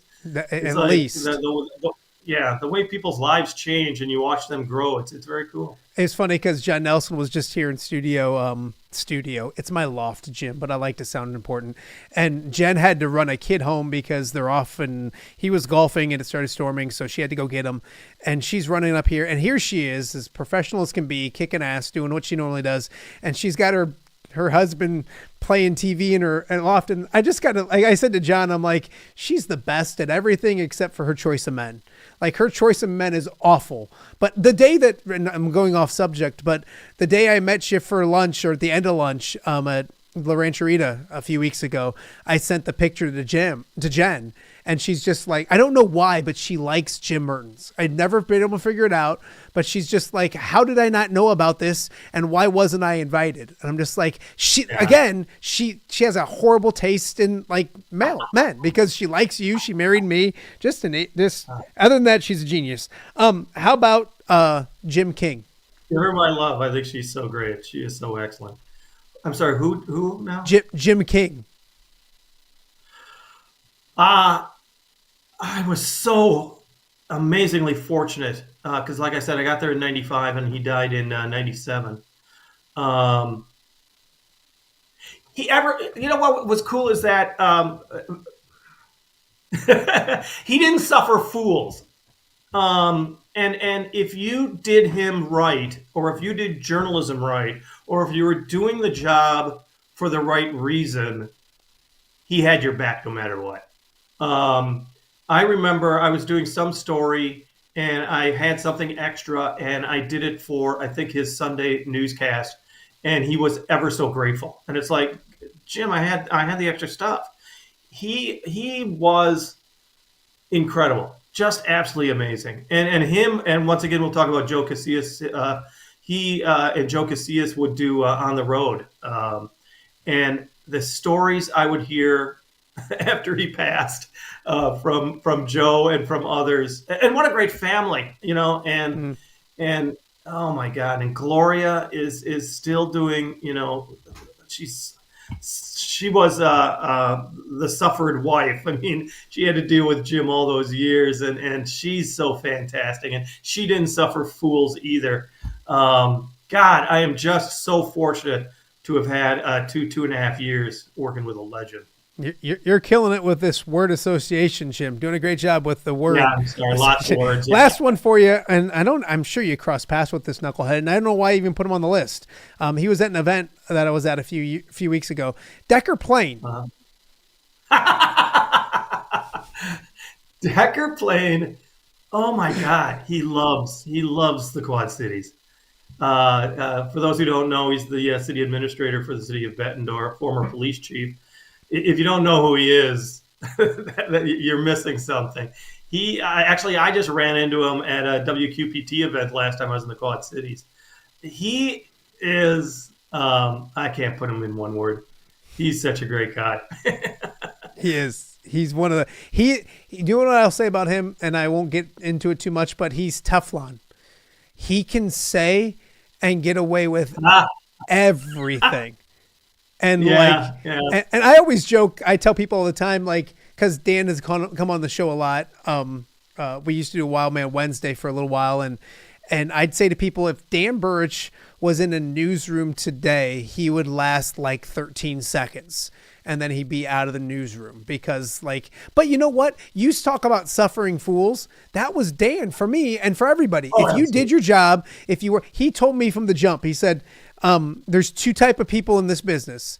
There's people that love sports and want to cover sports, and there's simply people that want to be on TV. And he's like, you're either, and you could tell even younger people that came in, if they were in it because they wanted to tell stories, or if they were in it because they wanted to play TV star. And believe it or not, we're not TV stars. There's no fancy lifestyle behind it or anything else. You're just working hard and telling stories. I tell Dan he taught me a bunch of good things. He also taught me some things that probably got in trouble a little bit, but that's okay. And I'll wear those as well. So I hope this wasn't too bad for you. Well, I was just going to jump in and give you one more because I'm sure I'm over my time limit. No, there's no time. Hey, there's no weather guy waiting to tell me to hurry up, that I got to shut up. Like, I can go all day. It's beautiful. Hey, what the hell? I mean, all these commercials that have your voice in them, I'm just like, I don't know if pitch man extraordinaire now. I feel bad because I don't want to say who it is. You know who it is, but and it wasn't in the break before yours. But the Rafferty Funeral Home commercial, my wife said, she's like, you have your voice is too prevalent. You got to find somebody else. So I found someone who's going to be on next Thursday to voice that commercial as well. Handsome, tall, handsome fella, if that makes any sense. Yeah, that's what I figured. Yeah, much better pitch man. But I want some Snoop salsa, if I'm allowed to say that. Oh. The man's a genius. Again. And I also noticed that all these restaurants, after the commercials, it looks like your children are well fed. Yes, they're well fed, and they're not paid. That's the beauty thing either. Hey, I got 1,000 stories. I got another quick Kinger story because it shows up on my Facebook timeline every now and then. Is that Jim King, getting back to sports, and some of those all-star wrestling interviews? Have you seen those? No. Here's the thing. For those who know where Channel 8's located, they're on 16th Street, and it's, how many blocks do you think? From Wharton? It's at least 12 blocks, right, from Wharton? Yeah, if that. Yeah, about that. And they strung coax cable from Wharton to the station, and that's how they were able to do All-Star Wrestling Live. No, I had no idea. The very first, the station signed on the air in 1963, I think. And it was 1965. They broadcast the Moline Maroons basketball game against Galesburg, and they used that technology. They had a line, and I don't know how they had to boost the signal along the line, but they strung lines from Wharton all the way back to the station. That's how they did All-Star Wrestling, with Jim King live there at Wharton as the rest of the wrestlers got out of the ring and went into a side room. I mean, Kinger had so many stories. Oh my gosh. You should get Chris Katz on to talk about some of that stuff too. It's just amazing. I have Chris Katz on my list. I have Chris Miner on my list. I have Denise Hinnick on my list. She's down in Florida. Do you think Julie Sisk would lower herself to be on the show? I'm going to reach out. Yeah, you should do that. Just say that I'm like hosting it. That would probably smooth. What I should have done is I should have had a button and I could have brought her in. I should have done that. I did that with Chelsea last week because I surprised her with Camille. I should have done that. Next time I got to be thinking a little bit more. But no, it's funny. All those years I had to listen to Tony Buck complain about pulling cable at the John Deere Classic. And back in the day, they had to pull it all the way over to, no, obviously not as big as cable, but all the way down to Wharton Fieldhouse. Man, weird to have Tony Buck complaining. He never complained. I'm just kidding. I love Tony. Oh my gosh. Get rid of your grudges, dude. I did. I love Tony. Tony's good people. Tony's really good people. So anyways, before I get any more trouble, I'm going to let you go. Are you going to ever golf in my dad's golf outing? Didn't you do it one year? I golfed so bad. No, what I did was I was at your, I don't know what hole it was. It was the tee box. And you had the giant inflatable dice. Yes. Well, come golf this year. That was fun. Because I was, there's a golf tournament, another charity golf tournament that same weekend. That's right. That I'm always, and I'm a longtime supporter of that. Everybody wants Jim Mertens. Everybody wants a piece of the pie. He's a one of commodity. Everybody wants me. That's why I had to leave the Quad Cities. Not everybody wanted me. Matt, not everybody. Well, on that note, I think it's time for us to go.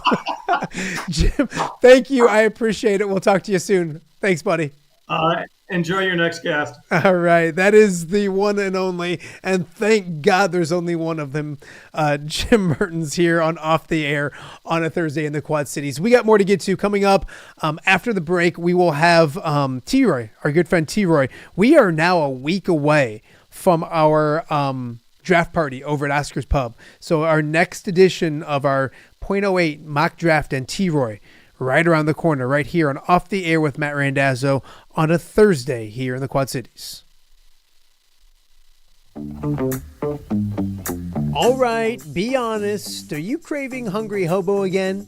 You know, that fresh sliced meat piled high on those amazing sandwiches, hot off the grill chicken and steak with all those delicious toppings, the biggest and best selection of baked potatoes, or simply some waffle fries dipped in cheese. Well, now that Quad City favorite is even easier to get.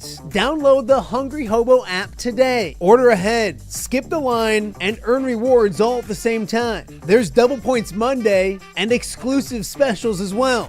With 12 locations in the Quad City area, it's Hungry Hobo. Now even easier to find, but still hard to resist.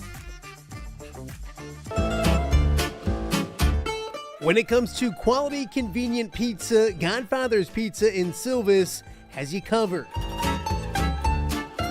Featuring a beautiful dine-in area, delivery, and a carry-out window. Godfather's Pizza is that pizza you grew up with, not a convenience store. You see, at Godfather's Pizza, the dough is made fresh daily. That mozzarella cheese is shredded fresh and never frozen. And those toppings are abundantly piled high each and every time. Locally owned and operated since 2010, Godfather's is a huge supporter of local athletes right here in the Quad Cities. So come on by and check them out at 1211 Avenue of the Cities in Silvis. Order online at godfathers.com and reunite with that same delicious pizza you grew up with.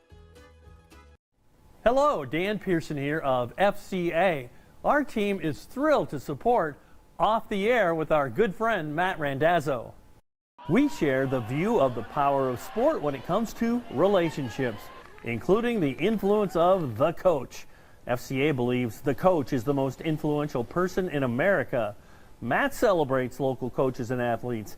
His content is informational, insightful, and inspirational.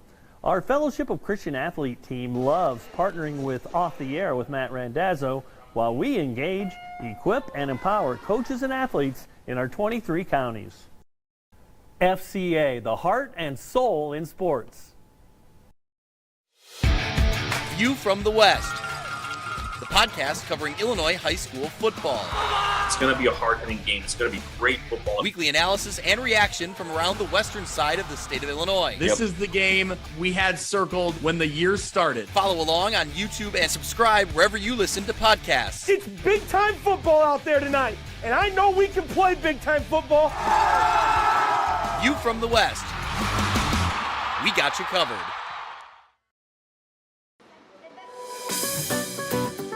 Are you looking for the Quad City's best chips and salsa? There's only one dude to turn to. Right on. Snoop. Hand-cut chips, fried fresh with that crunch you've come to love. And the most addicting salsa with delicious fresh ingredients each and every time. Pick up your chips and salsa, queso, enchiladas, and much more at the Stern Center in Rock Island. To place your order, simply call the man himself. It's Snoop at 309-314-8197 and find out for yourself what the rest of the Quad Cities already loves. Rafferty Funeral Home, dedicated to serving families in the Quad Cities since 2007. Hi, welcome. Yeah, come on in. An experienced staff plans each service to reflect the unique life and legacy of your loved one. Rafferty Funeral Home is proud to serve our community with dignity, respect, and compassion, helping you to celebrate your traditions and lasting memories no matter your faith, culture, or budget. Rafferty Funeral Home in Moline. Call today to discuss prearrangements. Welcome back to Off the Air with Matt Randazzo here on a Thursday in the Quad Cities, a busy Thursday in the Quad Cities. We got guests live, guests on the Zoom thing, guests in the studio. I'm a busy boy these days. I need help. I need to hire one of my kids to be like my producer behind the scenes, but we've survived. And I'm super excited because the NFL draft it's a week away, and we're going to go on the road for the first time taking the show on the road, and we're going to team up with this handsome fella right here. T-Roy, I'm coming to you, buddy. Next week, we're coming to Oscars, and we're going to have a ton of fun. I know. I can't wait. I get to see you twice next week because we're going to do a Tuesday, right? Yeah. And then Thursday for the draft at Oscars, man. It's going to be a blast. I want to talk about that for a second first. I'm going to put up our fancy little graphic that you made, which I want to talk to you about because you think I made that? You're highly mistaken. Well, here's the thing is Put that out, sir. And I got it up on the screen. Why does Pat get like? Come on, look at this. Why is Pat so prevalent? Well, there's no pictures of you flexing your muscle in a football outfit. I don't think with bad tattoos. Is that what you're waiting for? Look at those tattoos. My God, how he's one of a kind. But that is someone who will be with us. Pat Anger will be up at the Oscars as well. We'll have a blast. We're going to talk about, and I'll come back to your pretty little face right here and get off that. But it's at Oscars thank you. Next week, on next Thursday, 5 to 7. And that's not it, because 5 to 7 is the show. And then the draft starts. So we'll rock and roll and go right into the draft, and great drinks, some food, a bunch of cool people that you can come talk to and hang out with, and just kind of have a party. And you never needed an excuse to have a party, T-Roy, but this is a pretty good reason. No, I certainly don't. But I'm not drinking wine today, just so you know. Just chilling today. We're on the final stretch here, getting Willie's Wine Spirits open. So I'm here at the store. It's got a lot more booze in it the last time that I talked to you. It's almost full, completely full. So that's where I'm at today. I love it. It's almost like we're watching Willie's grow up before our very eyes. Every week we kind of see a different angle, different thing. When is it going to open? When's the hope for the open? We're hoping for sometime next week. If we can get open before the weekend, get open before the Cinco de Mayo and that general area, next weekend's this weekend's obviously a very big weekend to everybody out there. Happy Easter and all that. It's Easter. I thought you were talking about WrestleMania. But the following weekend, yeah. Oh, well, more importantly, yes, WrestleMania, right? but that following weekend, May 1st, weekend or wherever we're at, or in that general vicinity, or maybe that's 2 weeks from now. See, I can't even tell time anymore, Matt. No, that's where I'm at. That's because you're so busy doing big things. You can tell time if you just did a stupid show in your loft. Like, time is easy for me, but you're like conquering the Quad Cities. Yeah. I'm just my little quarter-mile stretch. That's it. That's all I'm conquering. It's an impressive quarter mile, my friend. It's an impressive quarter mile. I appreciate it. Let's get to this. Hey, so last week, go ahead. Yeah, so last week we ended off with the Steelers, and after I got off air, I was giving it some thought. Oh, are you changing? I had told you that. Well, I told you they were probably going to take Luther Burden, right? And as I started doing some more research, because I'm still staying up on stuff in case things change for some of these other picks that I have to make yet. I'm scared that the Steelers might end up taking Jackson Dart. And then the other thing that kind of slipped my mind when I had that Burden pick down is they did already sign DK Metcalf. Yeah. So do you want to switch? I'll let you. I'm going to switch it to Jackson Dart. I don't like the pick, but I think that's what they're going to do because they don't have a quarterback. And even if they do get Aaron Rodgers, that's for a year or two. It's not for the future. So you could get someone, stash him if you like him, let him learn, let him grow, and then be ready to go. And I was listening to a couple of the guys on Instagram. I follow McShay, which I've always valued McShay's opinion. He's got Dart going even higher than that. So I'm going to take Luther Burden out, and he's going to be Jackson Dart. I like it. So are we doing 22 through 26 today? No, sir. We're doing 22 through 27 because I'm going to lead you what they call a cliffhanger thing, because then we start next week with the Lions. Oh, I can't wait. You might be off the top of the show next week. If you got Lions football to talk about, you might be a spot right off the bat. So, all right. So LA Chargers now at number 22. Jim Harbaugh and company, they did a good job last year in the draft. I remember one thing I did read. Remember when the Bears got Keenan Allen last year and they made that trade and it was the greatest trade ever because they only gave up a 4th round pick. They connected the dots, and that 4th round pick ended up, they traded somebody with them to get something, but it basically turned into McConkey, their wide receiver, that had a really good rookie season. And it's like they do good, like they're smart. They're smart drafting. They build through the draft. Jim Harbaugh builds through the draft. So these are important picks for them. At 22, what do you see from the Chargers? I see them going again with the wideout. And the guy that they want with what they got with Lad McConkey is Emeka Egbuka from Ohio State. 6'1", 202, so good. And he's got a very 9.62 on a hand. I mean, this guy can catch it, and he's versatile out of the backfield. So I like it. We have him down for the Chargers. Now we get a little interesting because for people that are watching the show, there's some Packers fans, there's some Vikings fans. So the next 2 picks, 23 and 24, and it's always interesting when you have 2 division teams, I think, back to back, because it's important. You're going to look and say, hey, if the Packers pick this guy ahead of what we wanted and all that kind of stuff. So we'll start with those stupid green helmet Packer idiots. We'll go with Green Bay. Nobody likes How do you them, really feel about it, man? Go ahead. Hey, so the Packers have a lot of needs, right? They have need at corner, they have need at edge, and they have need at D-line. I think what they're going to do is they're going to take the next best available corner. This guy's been moving up draft boards.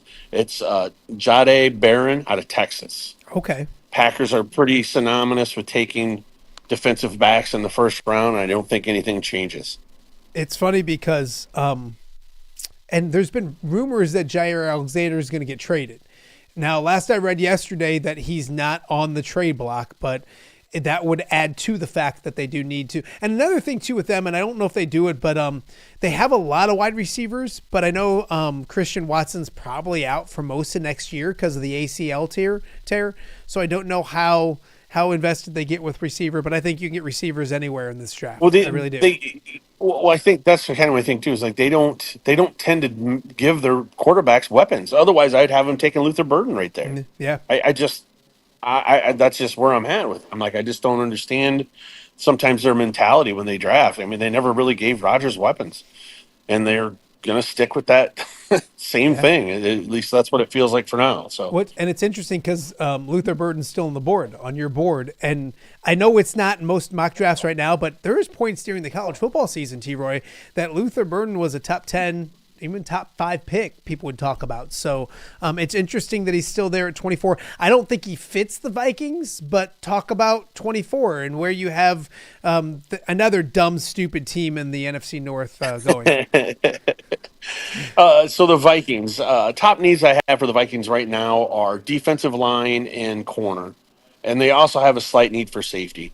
I could see him sliding up, taking the safety out of South Carolina, and I'll butcher his name too. But that's Imana Wuri. Yeah, I like somebody. Imana Wuri. All right, yeah, I'm not worried. Anyway, I see him. That's a possibility. But then as I started going through my list of overall rankings, there's a real mean stud out of Ole Miss called Walter Nolan, and defensive line to stack up, help just solidify that middle. And as for their needs, defensive line was one of the tops. So I haven't taken Walter Nolan from Ole Miss. Yeah, no, I can see that as well. They had a good offseason. The Vikings did do good. And they got a quarterback now that's on a rookie deal, so they were able to spend a little more. But no, I think the improving on the offense or the defensive line is something I can see them doing. The Houston Texans, talk about a team that was one of the most loved sweetheart teams going into last year, and that didn't perform to the level you thought. And they've traded away a bunch of offensive linemen and all that kind of stuff. What do you see from the Texans at pick number 25? You just said it right there. They traded away a bunch of them. Well, now they got to replace them somehow, some way, right? And I won't even go through their other needs because they've made more needs at this spot than they possibly could have imagined. So I haven't taken the offensive tackle out of 8, Josh Simmons. Okay. This guy's a beast, 6'5", 317.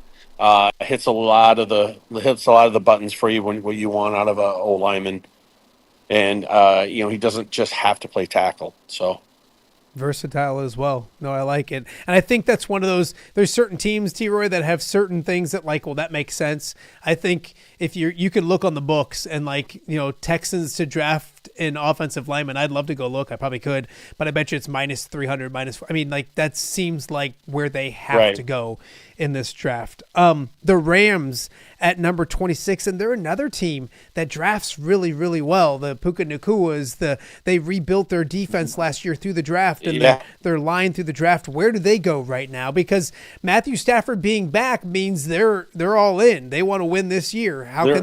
What's that next piece for the Rams? The next piece for the Rams, I'll tell you what, the Rams would have probably taken Josh Simmons if he falls to him there, but he's not gonna. At that point, they're saying, okay, we have our wideouts, we have our running back, we have our quarterback, and they do have a pretty good O-line. It's not like that's a terrible O-line out there in L.A. But they're getting the next best piece of the puzzle. They're getting Colston Loveland, the tight end out of Michigan. Yeah. That's a really good pick. And just think about the rookie year this dude might have. I mean, how are you going to pay attention to him, Puka, and Devontae? Yeah. And you got Kyron Williams out of the backfield. And this is something when I was doing this pick, I wanted to say to you, and I know it might hurt your feelings, but the Rams are my preseason pick to go to the Super Bowl out of the NFC. Well, T-Roy, that's all the time we have for today. I'm sorry. I'm going to have to let you go. No, hey, the team I didn't want to play last year, and it's obviously the Matthew Stafford thing too, and I still love Matthew Stafford. That guy gave me so many memories. Yeah. So and they've got him twice already, and I don't know if you get him a third time. And they do concern the heck out of me because I think in football, it's about who your quarterback is, who your head coach is, and then your talent on your roster. And you check boxes. I think Sean McVay is as good as they get. I mean, he's already won a Super Bowl and all that kind of stuff. So absolutely as good as they get, and you mentioned how they rebuilt that defense last year with that young edge rusher of theirs, just incredible. They have the pieces. Yep. If it doesn't snow in Philly, I think they beat Philly. That's just my honest opinion. They weren't built for that, and Philly persevered. But yeah, I think they're the best team in the NFC North, in the NFC West. I think they win the West this year. But, for sure. All right, last one before the most important one. Everybody looks at 28 and the Lions, and that's what everybody wants to know. But I guess we're going to let the Ravens draft ahead of them. Hell, the Lions could have moved up by now and picked. We don't know. But you never know. You never know what's going to happen in these drafts. The Ravens and another team, T-Ray, another team that just drafts really well. And you can tell which teams. Right. I know everyone gets excited for free agency, Bears fans, but you build teams through the draft. And this is the team that they supplement what they need in free agency, but they build through the draft. They usually take best available. What do you think with the Ravens, T-Ray? Well, this is what the guy has moved up the rankings. He was the 5th ranked tackle on the board when I first started looking, and then after this was prior to the combine. He moved up to 3, and he's bounced between 3 and 4, and a lot of love this kid, Josh Connerly Jr. Oregon. Right now, the Ravens' biggest needs are on the O-line. And like you said, this is another big kid. I think he's 6'4". I forgot to write his stats down, but I think he's 6'4", 6'5", with a 300-plus pounder. A good, nasty kid. Obviously played for a really good Oregon last year. So, Josh Connerly Jr. is who I have the Ravens taking. I think that's what they do. They, like you said, draft smart, and they draft to their needs, and they do the right way. So I got to tell you a little story. Like when they took Linderbaum a couple of years ago. Yeah, no, absolutely. I got to tell you a little story. So I like to partake in the sports gambling, and I got a text message yesterday about, because there's a site that puts plays out, and usually when they get these plays out, like the books will pull them. Like that's how fast it goes, and the numbers change quickly. So it was, and I want to know where he's at on your. Do you have your whole list? It's Michael Williams. On an overall ranking list, or where do you have him going in your mock draft? I had him at 9 to the Saints, and I had him ranked 12 overall. Love you. I hope you're right. So here's my funny story. So they had it under 15 and a half. So basically he had to be drafted in the top 15. And so I jump on DraftKings, and the number is still good. It was like minus 135. It had gone down a little bit, but it was moving. So I'm like, I'll put 30 on it. And I was like, I put 30 in, and they're like, nah, I'm going to put 50 in it. And so I'm watching my kid's baseball game, and I look down, and I have $305 on Michael Williams going in the top 15 of the draft. So I'm pot committed now, doing 10 times what I wanted to do with Michael Williams. So I hope, T-Roy, if you get one selection right in this whole damn thing, please be Michael, so I don't lose $305 on watching my kids baseball and gambling at the same time. I got 2 other mock drafts. When I get off the air, I will let you know what the other 2 guys are saying and see how secure. Okay. The I nice can't look thing them is, up when I'm on the phone with you. No, you're good. The nice thing is it's moved. I got it at minus 140, 135. He's now like minus 190. So it's going in my direction. And if I want to, I can always hedge out and buy a little bit. But I'm like, you know what? I'm going to roll the dice. I'm going to see what happens. Do you have any fun fact or anything cool for us? Is Jay Foster behind you naked or anything? Absolutely. No. Mark Van Sever's behind me, but he doesn't want to come on air. He wants to talk Bears, so. No, we don't need that. We don't need that. This is what I got. Of all the NFL teams, only 10 have not had both a Defensive Rookie of the Year and Offensive of the Year. And of those 10, only 7 of them had one or the other. 3 of them had to have had neither. So say that again. Do you want to try to guess? All right, of all the NFL teams, so 32 NFL teams. Yep. 10 of them have not had both an Offensive Rookie of the Year or a Defensive Rookie of the Year at any point. Gotcha. Of that 10, 7 have had one or the other. Okay. And then 3 have had neither. I want to do the 3 that have neither. Okay. So 3 that have never had an Offensive Rookie of the Year and a Defensive Rookie of the Year. It's weird because you think of I would go to the successful programs or franchises and think, well, they probably drafted lower, so they might not have as many rookies of the year, but then they're successful programs, so they draft correctly.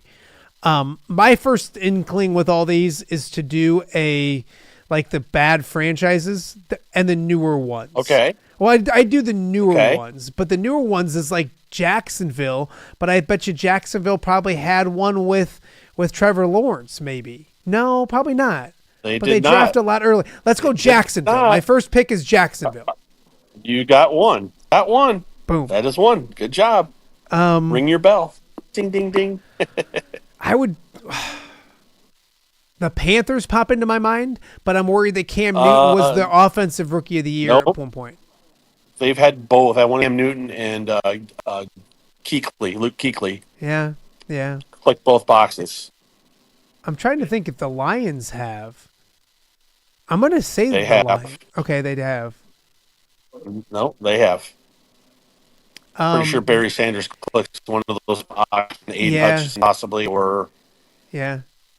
I bet you Hutch may. I don't think he was, but I'll say remember. Houston. I'm not good to remember all those. Houston 2 years ago had both in 1 year with CJ and the defensive end. The Raiders? The one team. No, they've had both. Okay, give me some hints. I'm going to need some hints. NFC West and NFC East. And both of them have won Super Bowls in the last 10 years. So the West is the Rams. No. So the Niners? No. Oh, God, they didn't win a Super Bowl. God. Well, process of elimination, Seattle. Yeah. Seattle They never won the has. Super Bowl in the last 10 years. Yeah, It is Seattle.